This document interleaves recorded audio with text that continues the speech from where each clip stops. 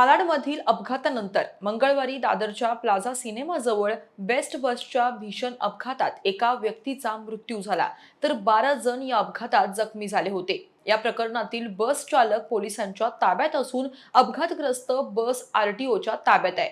या संपूर्ण घटनेची चौकशी करण्यासाठी बेस्ट प्रशासनानं 4 सदस्यीय समिती स्थापन केली असून तिला सविस्तरपणे अहवाल सादर करण्याचे निर्देश देण्यात आले.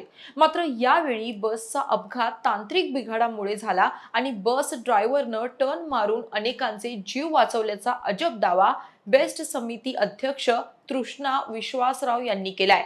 बसमध्ये तांत्रिक बिघाड असल्याचं बेस्ट कर्मचाऱ्यांच्या आधी लक्षात आलं नाही का, तर बस मेंटेनन्स वेळोवेळी का भरण्यात येत नाही, असे गंभीर प्रश्न आता विचारले जाऊ लागलेत. गेल्या वर्षभरात वेगवेगळ्या घटनांमध्ये तब्बल 108 बेस्टचे अपघात झाल्याची धक्कादायक माहिती आता समोर आली आहे. या अपघातांमध्ये सर्वाधिक अपघात हे खासगी इलेक्ट्रिक कंपन्यांच्या गाड्यांचे होत असल्याची माहिती देखील समोर आली आहे. बेस्टचे वाढते अपघात, अपघाताची मुख्य कारणं आणि त्यावर करण्यात आलेल्या उपाययोजना याविषयी आपण आज सविस्तरपणे जाणून घेणार आहोत. नमस्कार, मी अक्षता. आपण पाहताय मुंबई आउटलुक. मुंबई रेल्वे पाठोपाठ मुंबईकरांची दुसऱ्या क्रमांकाची जीवनवाहिनी असलेल्या बेस्ट बसेसच्या अपघातांची मालिका सध्या सुरू आहे. मुंबईची दुसरी लाईफलाईन म्हणून ओळखली जाणारी बेस्ट प्रवाशांसाठी काळ बनत चालली आहे.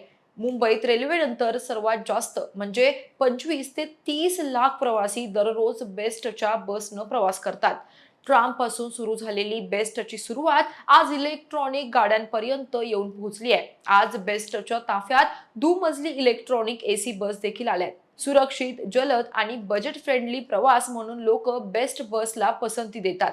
मात्र या खासगी कंत्राटदारांकडून घेतलेल्या इलेक्ट्रॉनिक बसची संख्या आज घडीला वाढल्यानंतर अपघाताचे प्रमाण देखील तितकेच वाढताना दिसत आहे. बेस्ट बसनं मार्च 2025 ते मार्च 2026 या एका वर्षाच्या कालावधीत अनेक निष्पाप लोकांचा बळी घेतलाय. वेगवेगळ्या ठिकाणी झालेल्या 108 अपघातांमध्ये बेस्टच्या स्वमालकीच्या गाड्यांची संख्या फक्त 31 आहे, तर सर्वाधिक 77 अपघात हे खासगी इलेक्ट्रॉनिक कंपन्यांच्या गाड्यांचे झाल्याचं समोर आलंय.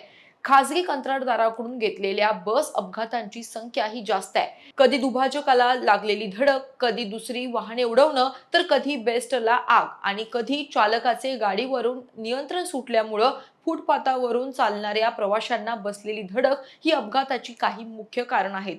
भाडेतत्वावरील बसच्या अपघातात 2024 ते 2025 मध्ये 19 जणांचा मृत्यू झाला होता, तर 2025 ते 2026 बेस्ट बसच्या अपघातात तब्बल 21 जणांना आपला जीव गमवावा लागला होता. या उलट याच कालावधीत बेस्टच्या स्वमालकीच्या बस अपघातातील मृत्यू हा 5 वरून 3 पर्यंत घटल्याचं समोर आलंय. धक्कादायक बाब म्हणजे वेट लीज अंतर्गत चालवल्या जाणाऱ्या बसेस आणि ऑलेक्ट्रा कंपनीच्या इलेक्ट्रिक बसेसच्या अपघातांची आकडेवारी ही चिंताजनक आहे. यावरून हे लक्षात येतं की जास्त अपघात हे खासगी चालक आणि इलेक्ट्रिक कंपन्यांच्या गाड्यांचे होत आहेत.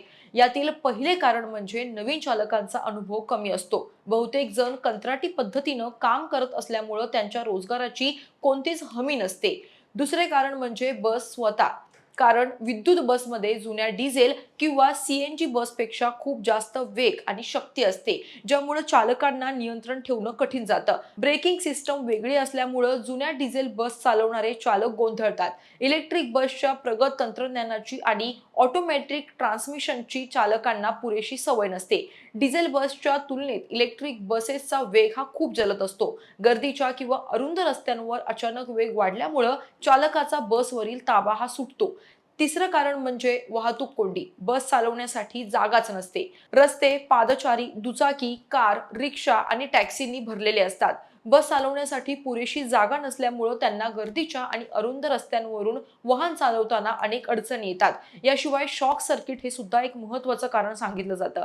बॅटरीचं तापमान मर्यादेपेक्षा जास्त वाढल्यास किंवा बॅटरी मॅनेजमेंट सिस्टममध्ये बिघाड झाल्यास शॉक सर्किट होऊन आग लागण्याचा धोका असतो. जास्त फेऱ्या मारण्याच्या दबावामुळे चालक अतिवेगाने बस चालवतात. सलग ड्युटीमुळे थकवा येऊन चालकांचे अनेकदा नियंत्रण सुटते. वाढत्या अपघातांमुळे बेस्ट उपक्रमाने बसची तपासणी वाढवली असून भाडेतत्वावरील बसेसच्या सुरक्षेवर विशेष भर देण्यात आलाय. पूर्वी कंत्राटी चालकांना केवळ 1 आठवड्याचे प्राथमिक प्रशिक्षण दिले जात होते, मात्र वाढत्या मानवी चुका लक्षात घेऊन बेस्टने आता 1 महिन्याचे प्रशिक्षण अनिवार्य केले आहे. मुंबईतील वाढत्या बेस्ट बस अपघातांमुळे मुंबईकरांचा प्रवास जीवघेणा ठरतोय. इलेक्ट्रिक बसचा सातत्यानं अपघात होत असल्यानं मुंबईकरांमध्ये सध्या भीतीचं वातावरण आहे. मुंबईतील प्रदूषण कमी करणं आणि मुंबईकरांना प्रदूषण विरहित प्रवास करता येणं हा इलेक्ट्रॉनिक बस मागचा उद्देश होता. बेस्ट प्रशासनानं आर्थिक काटकसर करण्यासाठी आपल्या ताफ्यात भाडेतत्वावरील बसेसचा समावेश केला. मात्र बेस्ट प्रशासनाच्या याच काटकसरीमुळे मुंबईकरांचा रोजचा प्रवास हा असुरक्षित बनलाय.